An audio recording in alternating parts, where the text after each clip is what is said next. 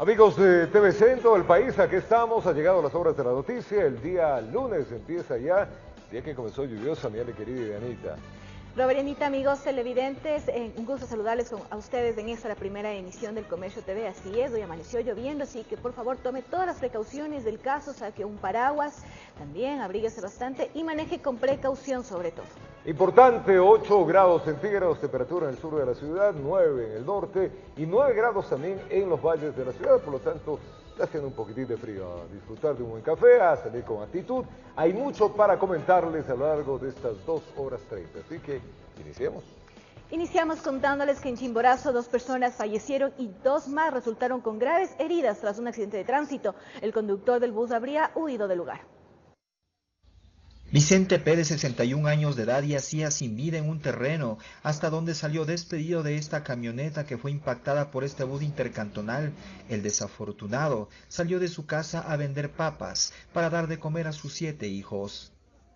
Lo que fue llevando para allá, vino a vender un poco de papas, vino adelantando por los animales, diciendo vino adelantando un poco. A pasar ese caso, conmigo mismo fue, poquito vino adelantando, como era carro conocido. Estaban circulando muy rápido, dicen los dos vehículos, eso dicen, pero todo dependiendo de las investigaciones se puede dar los resultados.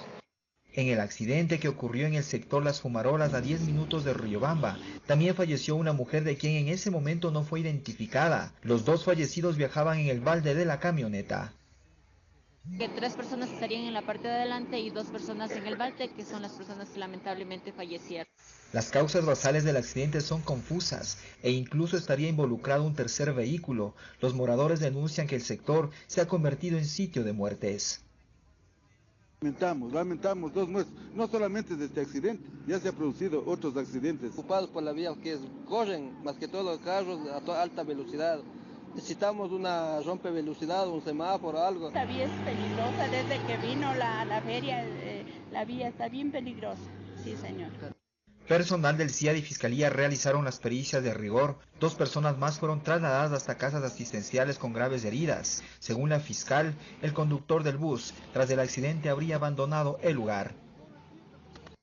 Participación del bus de la cooperativa San Juan, cuyo conductor hasta el momento también se desconoce su paradero, y la participación de un tercer vehículo que es el que transitaba en la vía Riobamba-Calpi o Riobamba-San Juan.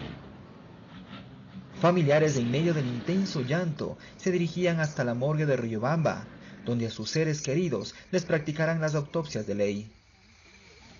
En Chimborazo, informó Darwin Altamirano. Noticias lamentables del fin de semana por los accidentes. 2 personas fallecieron y 8 resultaron heridas. Un accidente de tránsito entre 4 vehículos livianos y un camión.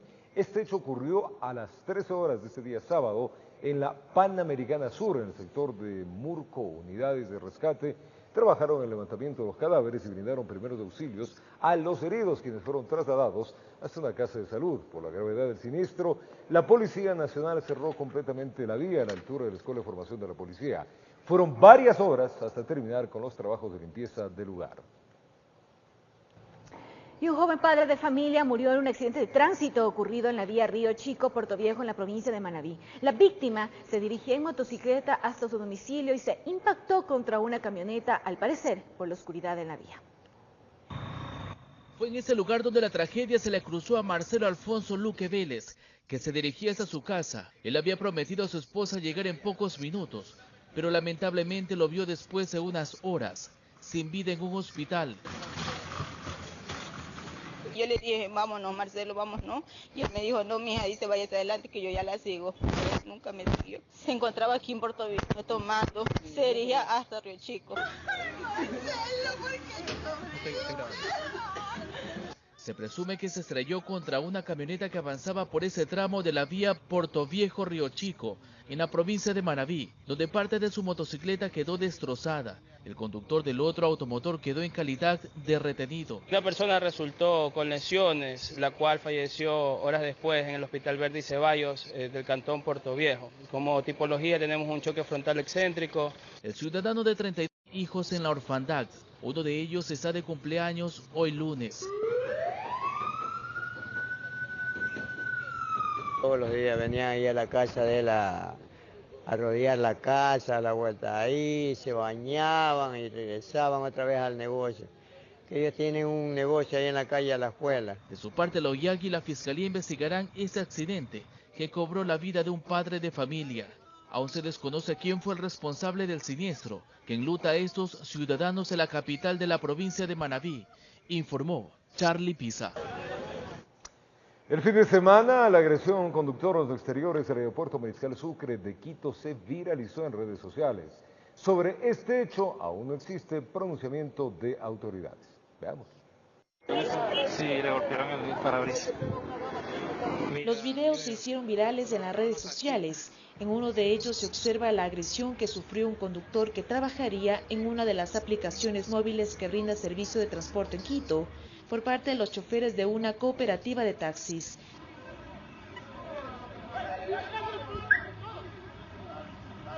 Se evidencia que un grupo de conductores cierra el paso de un vehículo, insultan al ciudadano que maneja, hasta lo persiguen y lo agreden físicamente. Incluso rompen parte del parabrisas del auto. Nos agarraron los taxistas y nos golpearon el vehículo, nos golpearon a nosotros. Partieron el parabrisas, chamo. El afectado, que sería un ciudadano extranjero, grabó con su celular lo sucedido. ¿Qué pasa? No estoy denunciando, ¿qué pasa? Tengo la libertad. En el lugar también se observa a los agentes metropolitanos de tránsito tratando de mediar la situación con los conductores. Estamos aquí en el aeropuerto, agarraron todos los vehículos. Aún no existe un pronunciamiento por parte de las autoridades.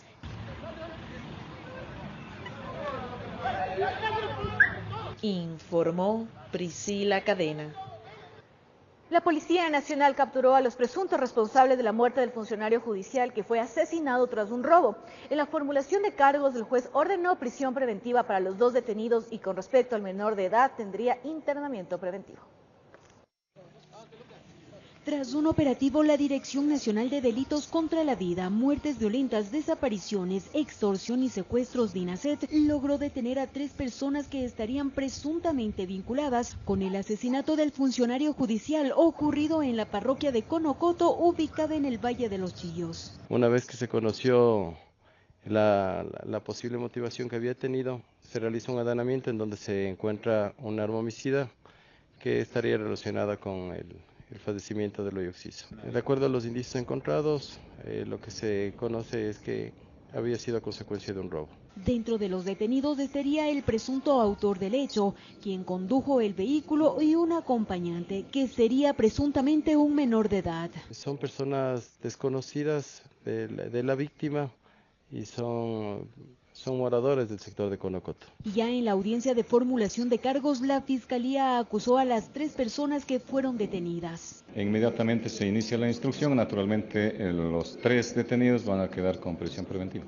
Con respecto al menor de edad, el fiscal de Rumiñahui, Milton Arroba, mencionó: Ese proceso hay que llevarlo aparte porque es un menor de edad que debe ser juzgado y conocido el trámite por un juez de la niñez y adolescencia.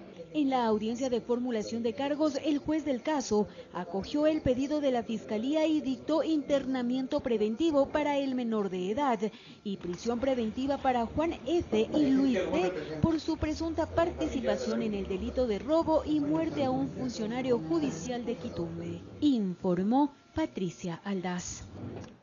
Este fin de semana, los restos del funcionario judicial que fue víctima del AMPA fue velado y sepultado en medio del dolor de su familia y de amigos.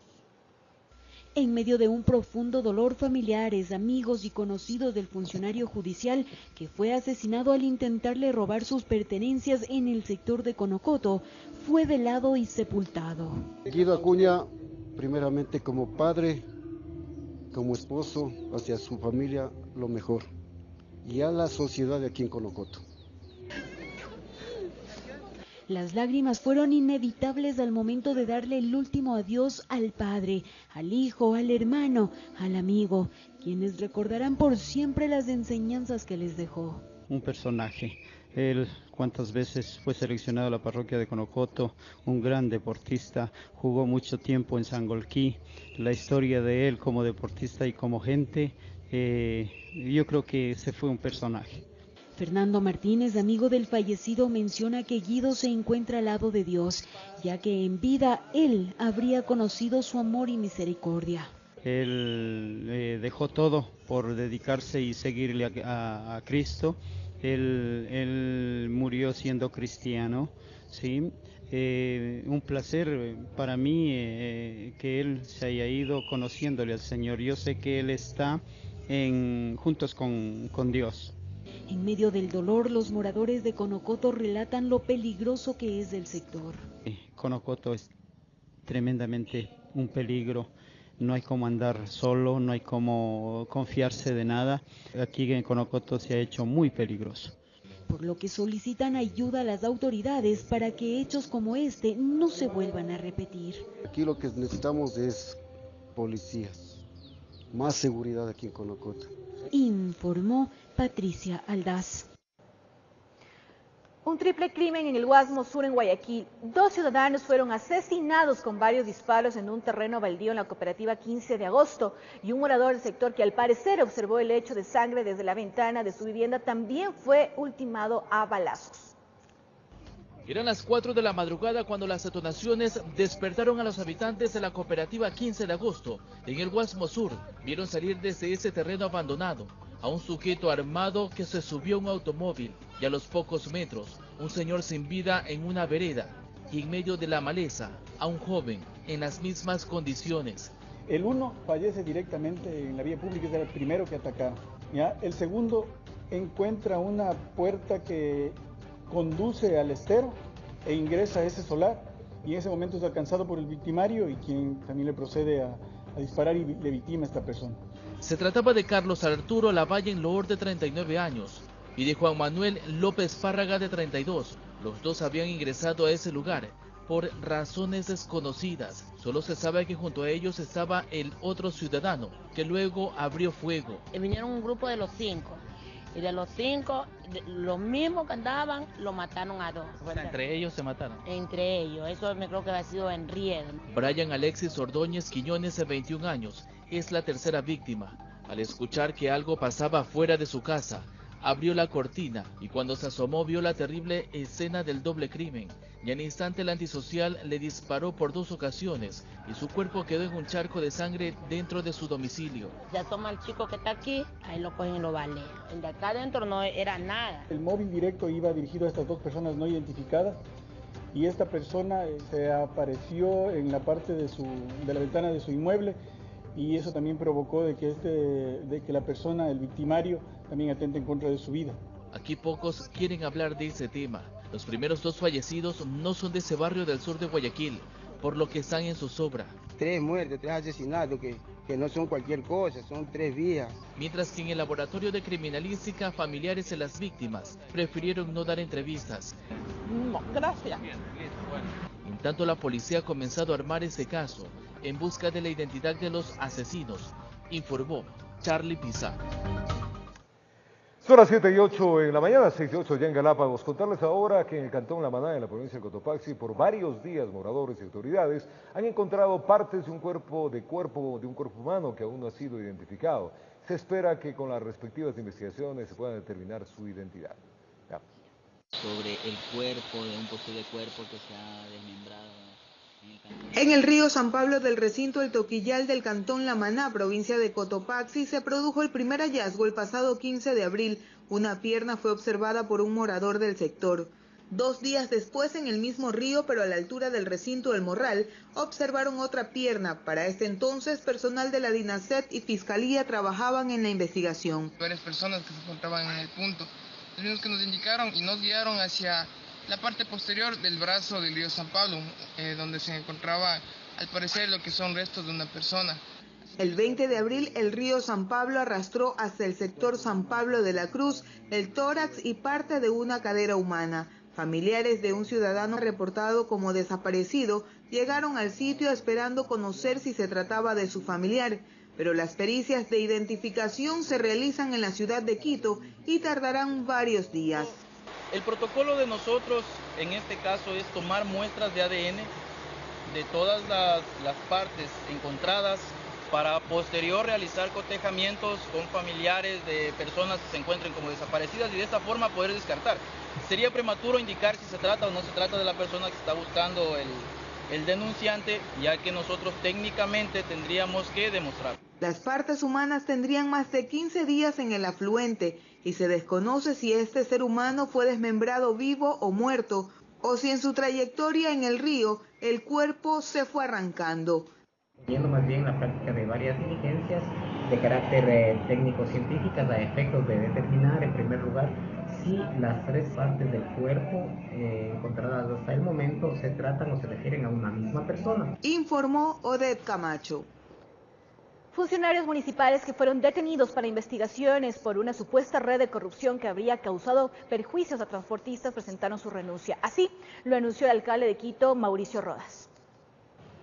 Sobre la red de corrupción que habría causado perjuicios a transportistas de Pichincha por alrededor de 80 millones de dólares, en la que estarían involucrados 2 concejales y varios altos funcionarios del municipio de Quito. El alcalde Mauricio Rodas anunció que los funcionarios que están siendo investigados por la Fiscalía ya presentaron su renuncia. Y en ese sentido estamos ya buscando los mejores perfiles para el reemplazo en dichas funciones, los mejores hombres y mujeres de la ciudad para que puedan desempeñar esas tareas. Según las primeras investigaciones, los funcionarios habrían solicitado dinero para otorgar permisos de operación de buses y taxis, por lo que el alcalde capitalino señaló que la Comisión de Fiscalización del Consejo, encargada de receptar las denuncias de transportistas, deberá dar cuentas de lo que ocurrió. Para eso fue creada dicha comisión y por lo tanto son los miembros de esa comisión quienes tienen que dar cuenta de qué es lo que ocurría, si es que en efecto se presentaron esas denuncias, qué ocurrió con esas denuncias, cuál fue el trámite que se dio. Pero insisto, eso es algo que los señores concejales que conforman esa comisión tienen que responder. Sobre el proceso de la regularización de taxis, que establece la legalización de más de 8.000 unidades, que arrancó el año anterior y está previsto que culmine el último trimestre de 2018, dijo que no se puede suspender porque este se ejecuta a través de una ordenanza. Por lo tanto, cualquier reforma a esa ordenanza y por lo tanto al procedimiento establecido en la misma tendría que ser decidida por el Consejo Metropolitano. El alcalde reiteró que existe total apertura del municipio de Quito para colaborar con el desarrollo de las investigaciones. Informó Priscila Cadena. El cobro de coimas a los choferes de buses en Quito para entrega de la compensación, el pago en dinero para acceder a la regularización de taxis, presuntamente este sería el mecanismo con el cual operaba la red de corrupción en la que se investiga a 2 concejales y más de una decena de altos funcionarios municipales. Miremos. Solicitar dinero a un grupo de transportistas a través de la Cámara de Transporte de Quito para que este dinero sea entregado a una serie de funcionarios municipales. Este sería el mecanismo por el cual la presunta red delictiva cobraba coimas a los choferes de transporte público en Quito, con el propósito de entregar las llamadas compensaciones a los choferes, herramienta que fue creada para mejorar el servicio. A razón de $500 por unidad de transporte público debía ser entregado al presidente de la Cámara de Transporte y este a su vez hacía las entregas a los distintos funcionarios municipales. Recordemos que las investigaciones que determinan la posible existencia de una red delictiva se da tras la denuncia de un posible enriquecimiento ilícito, proceso por el cual se investiga a 12 funcionarios municipales, entre ellos 2 concejales y varios directores de movilidad. Lo que permitía que estos recursos públicos sean entregados a los operadores, ahora vemos que eran coimas entregadas por los transportistas y no el cumplimiento del indicador de la calidad del servicio de transporte público que tenemos. Pero esta no sería la única causa de las investigaciones de la Fiscalía. En el proceso de regularización de taxis, presumiblemente también se habría pedido dinero para la entrega de certificados de idoneidad.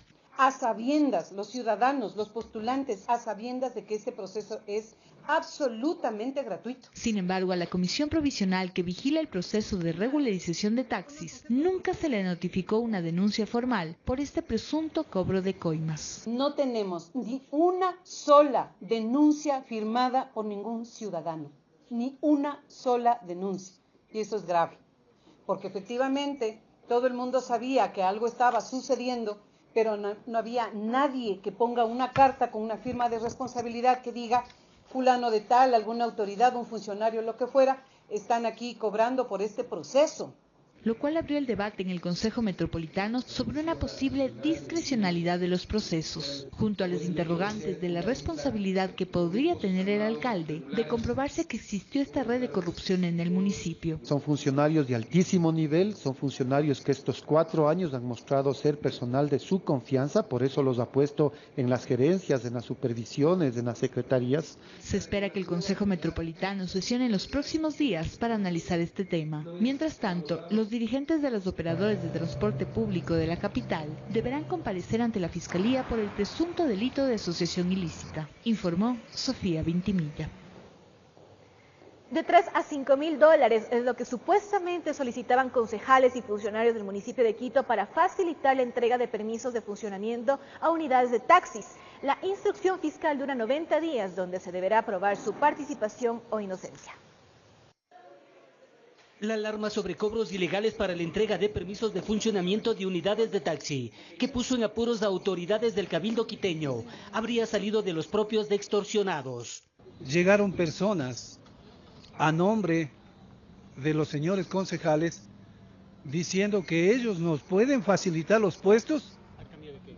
A cambio de dinero. ¿Cuánto? Unos pedían 5 mil dólares.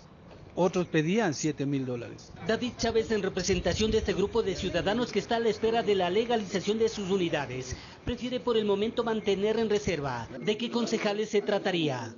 Nombres no se puede decir, pero nosotros estamos en ese proceso y nosotros vamos a ser citados a la Fiscalía y nos van a pedir testimonios y estamos puestos y listos para dar nombres a quién se dio ese dinero. Y ellos a quién entregaron, no sabemos. Rafael Pérez está al frente de la defensa técnica de Fausto M., funcionario del municipio de Quito. Para él, los 90 días como parte de la instrucción fiscal serán suficientes para demostrar la inocencia de su defendido. Efectivamente, nosotros vamos a aportar con todos los elementos necesarios a Fiscalía para poder desvirtuar todas las imputaciones que se le ha hecho al ingeniero Miranda. ¿Por qué se lo vincula? Por el cargo que él tiene. Él es el gerente del EMOP. El abogado Pérez recuerda que en el supuesto delito de concusión deben ser sometidos a la justicia, tanto el extorsionador como el extorsionado. Los extorsionados no, aquí les están considerados como víctimas. ¿Sí? Por eso incluso ha habido pronunciamientos por parte de concejales, en especial escuché yo de la concejal Chacón, que mencionaba y decía que por favor, para evitar y para erradicar todos estos problemas, estos actos de corrupción, si existen internamente en el municipio de Quito, pues que presenten la denuncia a las personas quienes han sido víctimas de este ilícito. La Fiscalía de Pichincha solicitó la prisión preventiva por 90 días en contra de los concejales Sergio G. y Eddie S. y 5 funcionarios más, pero una jueza de la Corte Provincial dictó medidas alternativas. Que es la prohibición de salida del país, la presentación periódica y la utilización del dispositivo electrónico. Los supuestos delitos cometidos serían asociación ilícita, concusión y enriquecimiento privado no justificado, informó Héctor Romero. Se podría conformar una comisión internacional para investigar el asesinato del equipo periodístico del diario El Comercio. Así lo dieron a conocer los familiares quienes viajaron a Estados Unidos y se reunieron con esa organización de derechos humanos y de libertad de prensa. Los familiares del equipo periodístico del diario El Comercio, que fue secuestrado y asesinado por un grupo disidente de las FARC, dieron detalles de su viaje a Washington, donde se reunieron con Luis Almagro, secretario general de la Organización de los Estados Americanos, y con José Miguel Vivanco, director ejecutivo para las Américas de Human Rights Watch, a quien le manifestaron su pedido para la conformación de un comité internacional que investigue todo lo actuado por los gobiernos de Ecuador y Colombia en este caso.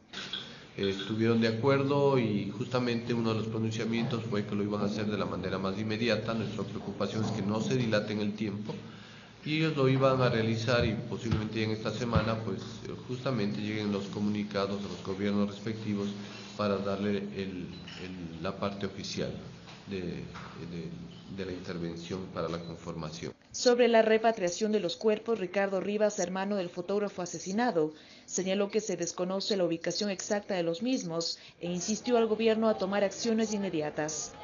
Tenemos que agotar todas las instancias y los gobiernos tendrán que hacer las acciones pertinentes para que ellos regresen.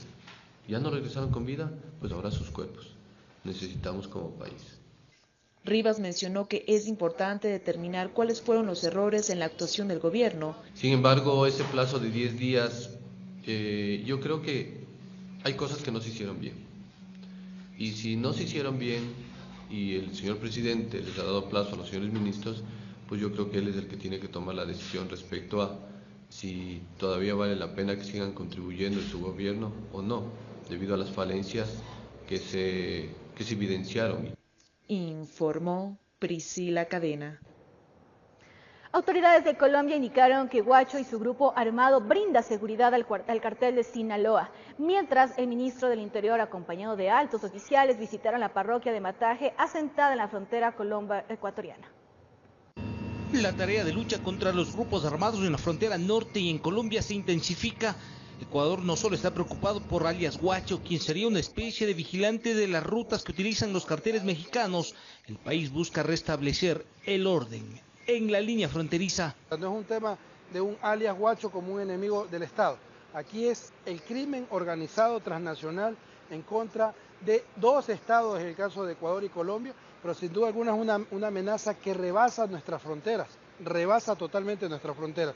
Esto está vinculado a Centroamérica, Norteamérica, Europa. El ministro Navas y el comandante general de la policía visitaron la zona de Mataje para constatar los trabajos y acciones de seguridad que se cumplen en el sector fronterizo, sitio donde se ha generado una serie de hechos violentos. Un artefacto explosivo acabó con la vida de 4 marinos. Días después, un equipo periodístico fue secuestrado. A estos narcodelincuentes no le vamos a dar tregua, vamos a ir con todo el peso del Estado. Guacho habría hecho los nexos con los narcotraficantes cuando era parte de la columna de las FARC Daniel Aldana. Ahí supuestamente conoció a quienes lo financian y le abastecen de armas para que cumpla con su labor de seguridad. El fiscal general de Colombia indicó que alias Guacho es un brazo armado del cartel de Sinaloa. En el sur del país, con Guacho y todos sus disidentes, que constituyen, para decirlo con claridad, según información que tenemos judicializada en la Fiscalía General de la Nación, el brazo armado del cartel de Sinaloa. El brazo armado del cartel de Sinaloa. Saben que Guacho y sus hombres se mueven entre la zona de Nariño en Colombia y San Lorenzo en Ecuador. Ahora no solo sería el encargado de brindar seguridad a los carteles y pasar los millonarios cargamentos, también contaría con sus propias cocinas para purificar cocaína. De lado y lado son poblaciones enteras que están en este momento sirviendo o apoyando logísticamente a alias Guacho, pero yo decía, más allá de un alias Guacho o un delincuente como Guacho, habrán otros delincuentes que sabemos que están en la zona, a los cuales como Estado debemos hacer frente. Informó Iván Casamen. Vamos a contarles que el Consejo Permanente de la Organización de Estados Americanos aprobó por unanimidad la declaración que respalda a los gobiernos de Ecuador y Colombia en su lucha contra la violencia provocada por el narcoterrorismo. La acción conjunta que realiza el gobierno de Ecuador y Colombia para combatir el crimen organizado fue respaldada por el Consejo Permanente de la Organización de los Estados Americanos, OEA. Es fundamental que el hemisferio junte fuerza y esfuerzos para combatir al crimen transnacional y al narcotráfico. A las palabras de la canciller ecuatoriana María Fernanda Espinosa, se sumó su homóloga colombiana María Ángela Holguín, quien enfatizó que tras la experiencia de su país que ha afrontado solo este conflicto por varios años, es necesaria una lucha conjunta. Si no nos unimos como región, si no nos unimos entre los países para poder luchar contra el narcotráfico y el terrorismo, muy difícil vamos a poder tener resultados positivos. Para Espinosa, la cero tolerancia al narcotráfico y la recuperación de los territorios donde radica el conflicto son acciones claves para afrontar el problema de la frontera. Que este tema, que es un tema complejo, requiere la presencia permanente del Estado, de los estados en la zona fronteriza, una acción de desarrollo e inclusión para las poblaciones fronterizas. Colombia, por su parte, dijo que no descansará hasta dar con alias Guacho y su estructura. Porque acá también detrás de esto no es una persona, detrás de esto es una organización criminal dedicada al narcotráfico, carteles que se mueven en la región. En su intervención con los representantes internacionales, Espinosa insistió en la recuperación de los cuerpos de los 3 trabajadores del equipo periodístico del diario El Comercio. Esperamos sinceramente que ese derecho que tienen las familias a recuperar los cuerpos de sus seres queridos se haga realidad lo más pronto posible. Ante estas declaraciones, el secretario general de la OEA manifestó: vamos a pedir que la MAP-OEA fortalezca la presencia en la región. Es absolutamente inaceptable este tipo de acciones. Y como comunidad internacional, como comunidad hemisférica, no debemos mostrar ningún síntoma de debilidad respecto a las acciones de este grupo de criminales. Con la realización de Valeria Navarro, informó Edison Saavedra. Chile, país garante de los diálogos de paz entre el gobierno de Colombia y la guerrilla del ELN, podría ser una de las opciones para estas negociaciones, según el presidente Juan Manuel Santos. Otras naciones también se habrían ofrecido para tal efecto.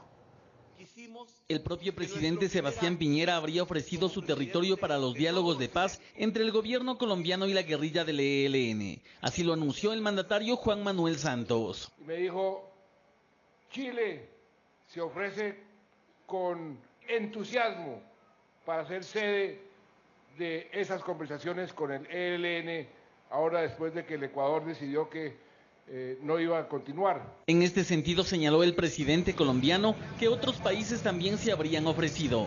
Y lo mismo hizo Brasil, y lo mismo hizo Cuba, y lo mismo hizo Noruega.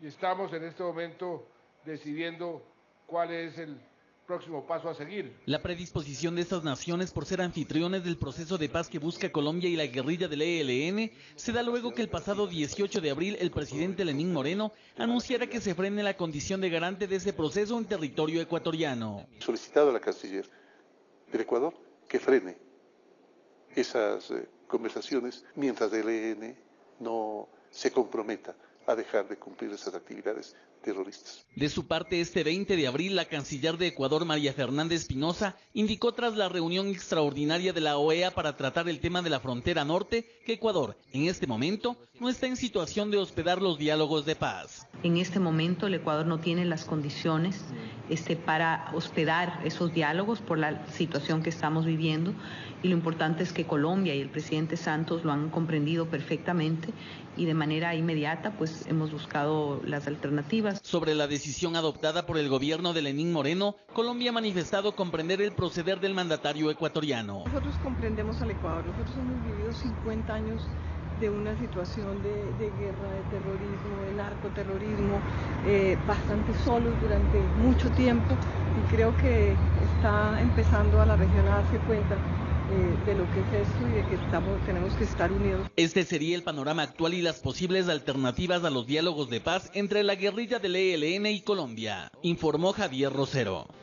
Vamos a hacer una pausa acá en el noticiero del Comercio TV en TVC para contarles que el fiscal rechaza el llamado a juicio político por parte de la Asamblea Nacional. Además, les contamos que el proyecto de Código Integral de Trabajo será presentado esta semana ante el Pleno de la Asamblea Nacional. Esta información y mucho más al volver acá en el Comercio TV.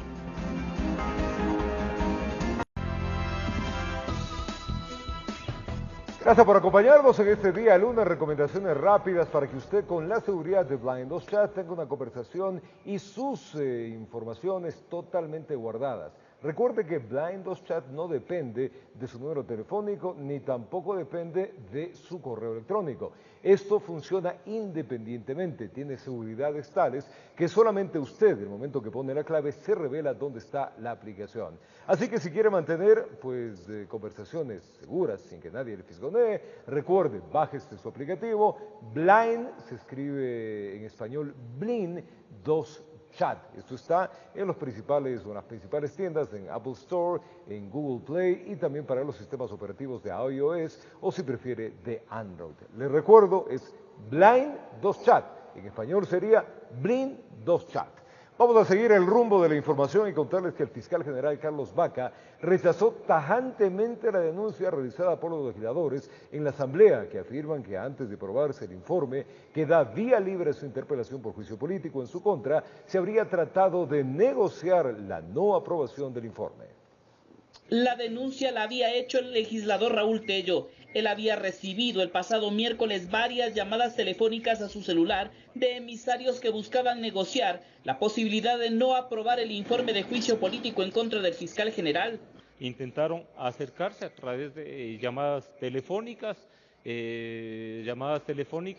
sin identificarse, pero que precisamente iban en la línea de buscar acuerdos para salvarle al fiscal. Decía que esas llamadas las habían recibido también otros legisladores de la Comisión de Fiscalización, pero que al final las presiones no surtieron efecto, pues este jueves el informe fue aprobado. Al final no surtieron efecto las presiones y los cabildeos que se estuvieron haciendo en la finalidad de tratar de comprar conciencias. El fiscal general Carlos Vaca rechaza de plano esta acusación, que la califica de grave. Yo lo único que puedo decir es que eso es un acto miserable. El hacer esas afirmaciones bajo impunidad parlamentaria es un acto miserable. Y en torno a su interpelación en el Pleno, el fiscal dice que lo único que buscan con este enjuiciamiento es dejar en la impunidad casos de corrupción. Que este juicio político en el fondo lo que quiere es políticamente, no jurídicamente, políticamente, dejar en la impunidad investigaciones tan graves, en momentos tan delicados. Y nosotros lo seguiremos haciendo. En todo caso, se espera que la próxima semana sea convocada la sesión del Pleno en la que se desarrollará el juicio político en contra del fiscal y se definirá el futuro de Carlos Vaca en su cargo. Informó Javier Gallo. Carlos Pareja Yanuseli, Diego Tapia, Alex Bravo y Jorge B. serán llamados a juicio. En su acusación, la Fiscalía habría indicado que existió un incremento injustificado del 16% en un contrato de la refinería de Esmeraldas. El delito que se les imputa sería por peculado. Según la Fiscalía, dentro de este proceso, Yanuseli figura como autor directo, mientras que los otros 3 imputados serían coautores. Durante la audiencia preparatoria de juicio en contra del exgerente de refinación de Petroecuador, Carlos Pareja Yanuseli, este fue acusado nuevamente por la Fiscalía. Diego Tapia, Alex Bravo y Jorge D. también fueron solicitados. El objeto de este proceso es por el incremento. El no cobro de multas, como le refiero, será análisis de otro expediente. El fiscal Mario Salazar sustentó la revocatoria de los dictámenes abstentivos emitidos anteriormente y solicitó se llame a juicio a los procesados. La Fiscalía estima que existirían más de $7 millones de perjuicio al Estado en un contrato para la refinería de Esmeraldas. Dentro del contrato 2015-012 se puede establecer en relación a la recuperación de condensados un perjuicio por el incremento del 16% respecto a la propuesta inicial que fue de $23.390.000 versus a la de $27.115.000 que sería de $3.725.000. La resolución se habría tomado una vez que fueron entregados a la jueza Paola Campaña 80 elementos de convicción que revelarían la participación de los implicados en un acto de corrupción referente a la contratación de la obra para la recuperación de condensadores en la refinería de Esmeraldas. No hay ningún tipo de incremento de precios, absolutamente, porque simplemente en el expediente fiscal no consta la certificación presupuestaria. No podríamos hablar de que hay un incremento de precios cuando en realidad no lo existe. La jueza, además de acoger el pedido de la Fiscalía, habría dispuesto la prohibición de salida del país, uso del dispositivo electrónico y prohibición de enajenar bienes para los 3 procesados, informó Javier Rosero. El borrador del proyecto de Código Integral del Pleno de la Asamblea por la Comisión de Derechos de los Trabajadores. Este nuevo código constará de 6 libros y reemplazará el cuerpo legal que data de 1938. Veamos. En estos días, la Comisión de los Derechos de los Trabajadores presentará la estructura de borrador de proyecto de Código Integral de Trabajo, después de que la comisión habría cumplido con un proceso de recopilación y sistematización de información en territorio y mediante propuestas escritas. El objetivo de esta normativa sería responder las necesidades reales del país, así como mejorar la producción y contribuir al desarrollo de Ecuador. Este documento será la base para iniciar el proceso de socialización y reemplazar al cuerpo legal que data de 1938. Este nuevo Código Integral de Trabajo constará de 6 libros. En el primero estarán los derechos fundamentales, disposiciones generales comunes, objetivos, ámbitos, fuentes, definiciones. En el segundo libro se refiere a las relaciones laborales en el servicio público. En el tercero tratará las relaciones laborales en el sector privado. El cuarto libro estará relacionado con el trabajo autónomo. El quinto aún está en estudio, pero tratará el trabajo protegido, en el que se incluirá el trabajo juvenil, de las personas con discapacidad, de la tercera edad en producción y adultos mayores. El sexto libro contiene la sistematización de administración del trabajo, contemplará su constitución, órganos competentes, las competencias de los órganos de la política pública y control, así como la Inspectoría de Trabajo y Servicio Público. Para la elaboración de esta propuesta de ley se activaron mesas de diálogo ciudadano que fueron recogidas en las 24 provincias del país y aproximadamente 600 presentaron sus propuestas en las que expresaron su realidad local y lo que necesitan desde su sector.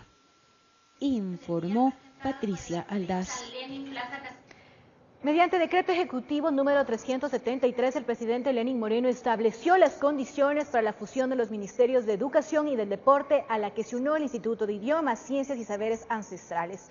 El documento establece que todas las competencias, atribuciones, funciones, representaciones y delegaciones, además de las partidas presupuestarias y todos los bienes, así como los derechos y obligaciones en convenios, contratos u otros instrumentos jurídicos nacionales o internacionales, pasarán a formar parte del patrimonio del Ministerio de Educación y Deporte. En el documento se indica también que es necesario realizar una optimización institucional que responda a las demandas sociales y económicas sobre las cuales se han definido las prioridades del gobierno. La Corte Constitucional dispuso que César Montaño asuma el rectorado de la Universidad Andina Simón Bolívar, con sede en nuestro país. El proceso para que esto ocurra iniciará cuando el actual rector Jaime Breil regrese de su viaje del exterior. Miremos. Son 10 días los que deberán pasar para que César Montaño asuma el rectorado de la sede en Ecuador de la Universidad Andina Simón Bolívar. Así lo dispuso la Corte Constitucional, después de 2 años de haber recibido una impugnación para dejar sin efecto la resolución que tomó el Consejo de Educación Superior en 2016, liderado en ese entonces por René Ramírez. La misma desconocía el nombramiento de Montaño como rector tras haber ganado una consulta universitaria y haber sido nombrado por el Consejo Superior de la Universidad Andina.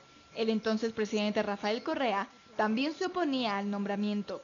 Esta universidad, si no cumple la ley ecuatoriana, se va del país. Salgan a las calles quienes salgan. Yo prefiero perder mi cargo a permitir este insulto al pueblo ecuatoriano. Aquí se está haciendo tabla rasa de la ley y ya basta de insultar al país. Fue a través del entonces canciller Ricardo Patiño que se puso un ultimátum para que se derogue la designación, aludiendo que la ley ecuatoriana establece que una persona no podrá ser nombrada rector de una universidad si se graduó en la misma, que habría sido el caso de Montaño. Simultáneamente, los partidarios de la elección explicaban que la universidad se rige por su propio reglamento al ser un establecimiento internacional. Para que encauce sus decisiones al respeto de la legislación ecuatoriana. Ellos tienen la oportunidad de rectificar la decisión que tomaron, una decisión ilegal. Después de haber sido desconocido en el cargo por el Consejo Superior del 2016, la Andina realizó una nueva elección y nombró a Jaime Breil como su rector, mientras que Montaño se desempeñó como docente e investigador. Al momento Breil se encuentra en Estados Unidos, por lo que la transición empezaría a su retorno. De ahí que César Montaño deberá ocupar el cargo de rector hasta el 2023. En Quito informó Andrea Orbe. Un presunto caso de abuso y acoso sexual registrados en el Colegio Municipal Sebastián de Benalcázar no serían las únicas causas que llevaron al Ministerio de Educación a realizar una intervención en la institución educativa. Así lo señaló el secretario de Educación del municipio de Quito.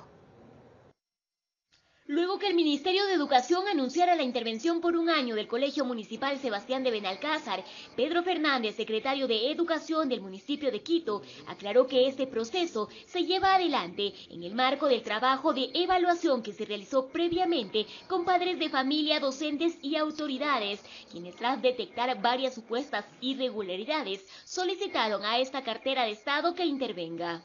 Presentamos esa solicitud el 27 de marzo, a raíz de esa solicitud el Ministerio también inicia sus investigaciones dentro de lo que es la institución y resuelve que realmente con el informe técnico que nosotros presentamos y con el levantamiento que ellos hicieron, es prudente hacer la intervención. Aclaró también que la intervención en la institución no se da únicamente por el supuesto caso de abuso sexual y acoso reportados dentro de la institución, pues si bien se detectaron en los últimos 2 meses de evaluación, son otros los factores que llevan a realizar este proceso.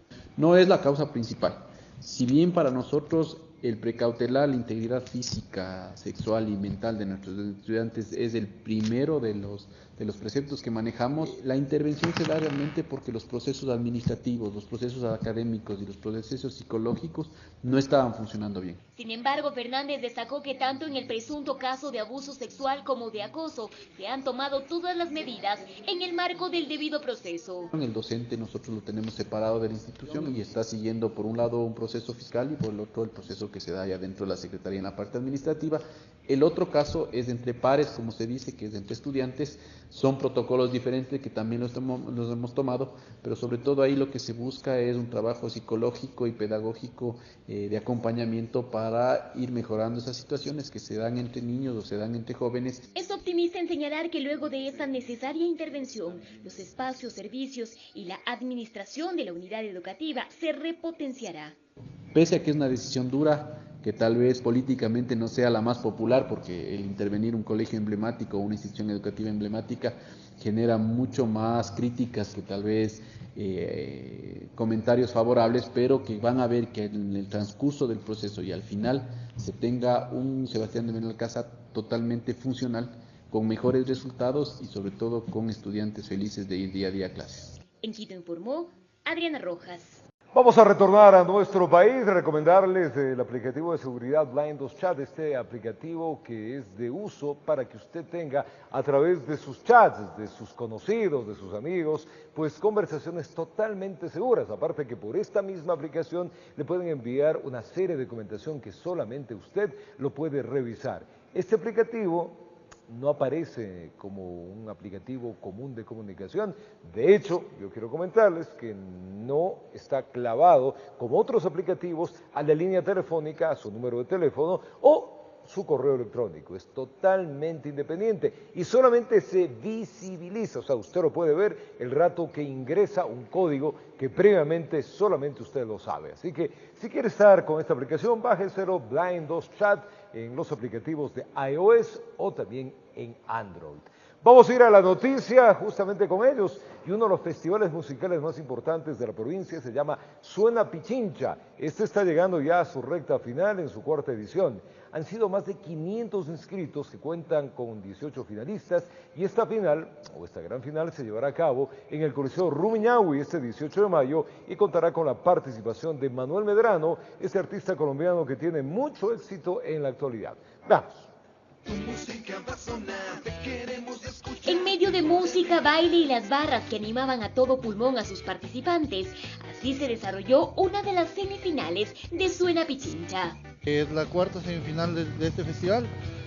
Hoy cerró Papachangó y la verdad es que el nivel es sorprendente, ¿no? Cada año los chicos nos sorprenden más. En esta 4ª edición el nivel musical de los jóvenes ha crecido, los retos son mayores.